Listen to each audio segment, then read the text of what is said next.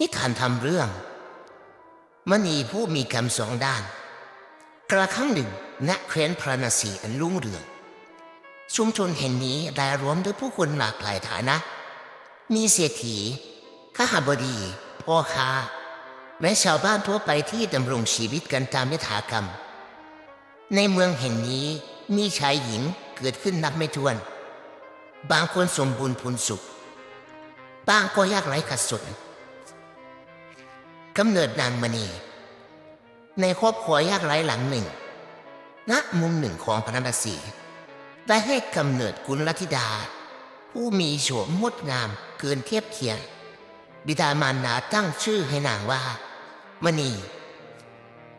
ด้วยหวังว่านางจะส่องประกายชีวิตให้ผาสุกอย่างเพชรพลอยไม่จะเกิดขึ้นในความยากจนแต่มณีกลับมีบุคลิกอ่อนหวานฉลาดเฉลียวและมีรูปโฉมประดุจนางฟ้านาถึงไปที่กล่าวขานเล่าลือทั่วไปก้าวสู่หอคณิกาขั้นเติบใหญ่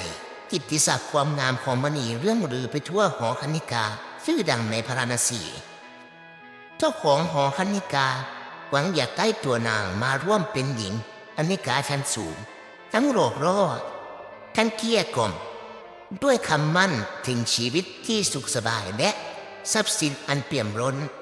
ด้วยความฐานะยากจนและเหรียญผลักดันจากครอบครัวที่ไร้ทุนทรัพย์มณียอมเข้ามาอย่างหอคณิกาหวังเพียงจะพยุงตัวเองและครอบครัวให้มีชีวิตที่ดีขึ้นคันได้เข้ามาประจำในหอคณิกานางก็ได้รับการตกแต่งอย่างงดงามโดดเด่นกว่าใครๆมณีได้เสพสุขในรูปรสกลิ่นเสียงและสังคมอันหรูหราเพราะคุณด้วยความยุย่องปอปั้นจากบรรดาเศรษฐีคณบดีและขุนนางที่แวะเวียนมาซื้อหาความบันเทิงแต่กระนั้นความหรูหรายามอยู่ในหอคณิกาก็ดังโคมทองที่พันธนาการให้นางไร้ซึ่งอิสรภาพนางต้องประพฤติผูกพันอยู่กับอบายมุขปั้นยิ้มรับแขกฝืนใจเสียแซนเอาอกเอาใจผู้มาเยือนแม้จะมีเงินทองมากมายก็ไม่ได้ทำให้หัวใจนางอิ่มเอมเพราะจิตใจนั้นกลับเต็มไปด้วยความว่างเปล่าและทุกข์ระทมเสียงแห่งธรรมวันหนึ่งมณีเดินเท้าไปตามตลาดฝูงชนขวดขวยจอแจสายตาของนางพลันเหลือบไปเห็นพระภิกษุรูปหนึ่งกำลังเดินบิณฑบาตน่าอัศจรรย์ใจที่พระรูปนั้นมีอาการสำรวมและมีกิริยาเปี่ยมเมตตายิ่งนักเมื่อมณีสบตาพระภิกษุรูปนั้นหัวใจของนางพันอ่อนโยนเกิดความเริ่อมใสศรัทธาโดยไม่อาจอธิบายได้นางจึงน้อมนำข้าวปลาอาหารใส่บาตรด้วยความปิติตั้งแต่นั้นมามณีเริ่มเปิดใจรับฟังธรรมมากขึ้นนางเริ่มทำบุญทำทานช่วยเหลือคนยากไร้ปล่อยนกปล่อยป่าด้วยหวังจะปลอบประโลมจิตใจที่ย่างวางแม้ยังคงอาศัยอยู่ในหอคณิกาตามเดิมแต่นางก็รู้สึกว่าจิตใจเริ่มผ่อนคลายจากทุกข์ไปบ้างอย่างไรก็ดีนางยังไม่อาจถอนตัวจากอบายมุขนี้ได้เพราะติดอยู่กับความสุขทางโลกีและกองเงินกองทองที่หลั่งไหลมาไม่ขาดสายกรรมตามสนองเมื่อการเวลาล่วงเลยไปเมื่อนี้เจ็บปวดแอบเพราะสารพัดลูกหนุ่มเราครั้นสิ้นอายุไขดวงวิญญาณของนางก็ต้องไปรับผลกรรมที่ตนได้ก่อไว้ทว่าที่น่าอัศจรรย์ยิ่งก็คือนางได้ถูกนรกให้ทนทุกข์ยาวนานโดยลำพังและก็ไม่ได้ไปเสวยสุขในสวงสวรรค์เหมือนผู้สั่งสมบุญล้วนหากแต่กลับไปเกิดเป็นเวมานิกเปรตต้องวนเวียนรับผลบุญผลบาปไปพร้อมกันกลางวันในวิมานทองยามที่ว่ามันนี่จะปรากฏกายในร่างที่งดงามประดับด้วยเครื่องทรงเรืองรองดังนางอัปสรมีวิมานทองตั้งตางานมีบริวารคอยปฏิบัติมีอาหารทิพย์รสเลิศดุจสวรรค์นางสุขสำราญจนไม่อาจบรรยาย กลางคืนในร่างเปรตขันพอตะวันรับลาร่างงดงามนั้นพันหายไปเหลือแต่ร่างเปรตผอมโซหน้าตาหน้าเวทนาผิวหนังดำคล้ำเปื่อยเน่าทรงกินเหม็นเหมือนซากศพต้องเร่ร่อนโดดเดี่ยวและหิวโหยอยู่อย่างทุกข์ทรมานความสุขและความทุกข์จึงสลับกันไปทุกวันไม่รู้สิ้นนับเป็นทุกข์ยิ่งกว่าอยู่ท่ามกลางไฟนรกเพราะจิตนางต้องโดดเดี่ยวและวาดหวั่นรู้สึกผิดบาปในใจอยู่เนืองๆแต่ก็ต้องรับผลบุญที่เคยทำให้ยังมีช่วงเวลาเสวยสุขอยู่บ้างพบพระโมคคัลลานะอยู่มาวันหนึ่งพระโมคคัลลานะพระอัครสาวกเบื้องซ้ายของพระบรมศาสดาสัมมาสัมพุทธเจ้าได้ธุดงค์ผ่านมาหน้าป่าเปี่ยวแห่งนั้นและได้ประจักษ์ภาพเปรตผู้มีวิมานทองในกลางวันด้วยจิตเปี่ยมเมตตา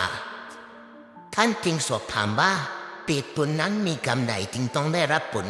เช่นนั้นเมื่อมณีอยู่ต่อหน้าพระโมคคัลลานะนางจึงเล่าถึงชีวิตอันขมขื่นของตนแต่หนหลัง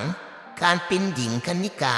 อันเป็นทางอบายมุขปะปนกับการทำบุญบ้างตามจังหวะชีวิตได้รับทั้งผลบุญและบาปมาหล่อเลี้ยงจนเมื่อตายไปจึงต้องเสวยผลกรรมทั้งสองด้านนี้พระโมคคัลลานะจึงอธิบายแก่เปรตนามณีว่าดูก่อนน้องหญิงเอ๋ยบุญที่โยมได้ทำย่อมทำให้ผลเป็นสุขส่วนบาปที่โยมได้ก่อก็ไม่อาจเลือนหายไปย่อมส่งผลเป็นทุกข์เมื่อสองกรรมมาส่งผลร่วมกันจึงเกิดสภาวะทุกข์สุขสลับกันเช่นนี้หากโยมปรารถนาจะพ้นทุกข์ก็จงตั้งจิตสำนึกผิดประกอบกรรมดีด้วยใจบริสุทธิ์นางได้ฟังเทศนาเปรียบเหมือนได้รับน้ำเย็นชโลมดวงใจอันร้อนรุ่มนางตั้งมั่นสำนึกผิดอย่างจริงจังหวังปฏิบัติธรรมและอุทิศบุญกุศลต่อเนื่องเรื่อยไปหลุดพ้นสู่สุคติไม่นานด้วยอำนาจแห่งสติและจิตสำนึกในกรรมเมื่อผลบุญที่เคยกระทำร่วมกับจิตที่ระวางบาปอกุศลได้ค่อยๆส่งผลแรงกล้ามณีก็ได้รับการปลดปล่อยจากสภาพวิมานิกเปรตนางจุติไปเกิดใหม่ในสุคติยภูมิดังที่ตนหมายปรารถนาอันหนึ่งเรื่องราวแห่งนางมณีเป็นบทเรียนสอนใจให้รู้ว่าทุกคนย่อมมีผลกรรมตามจิตกรรมดีนำสุขกรรมชั่วนำทุกข์หากผลบุญและบาปเท่ากันกรรมทั้งสองจะพัดเปลี่ยนหมุนเวียนให้สรรพสัตว์เสวยสุขและทุกข์สลับกันไม่จบไม่สิ้น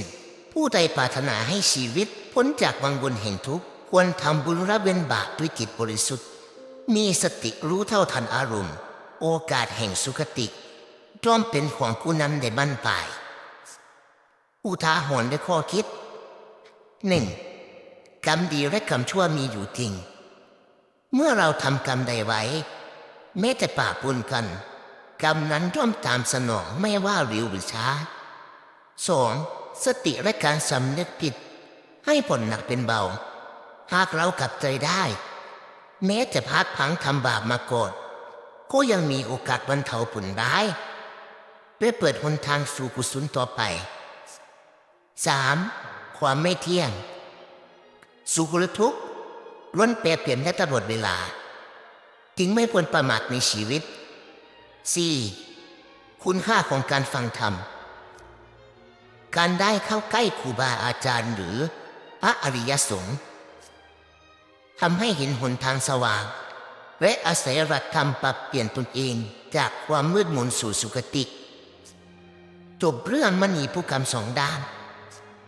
ขอให้ทุกท่านส่งต่อเรื่องเล่านี้เป็นเครื่องเตือนใจให้ผู้คนและสรรพสัตว์ทั้งหลายมันประพฤติชอบทำบุญสั่งสมกุศลละเว้นความชั่วบำเพ็ญเพียรทางธรรมเพื่อพาตนเองให้หลุดพ้นจากทุกข์ในวัฏสงสารได้ในที่สุดขอบคุณครับ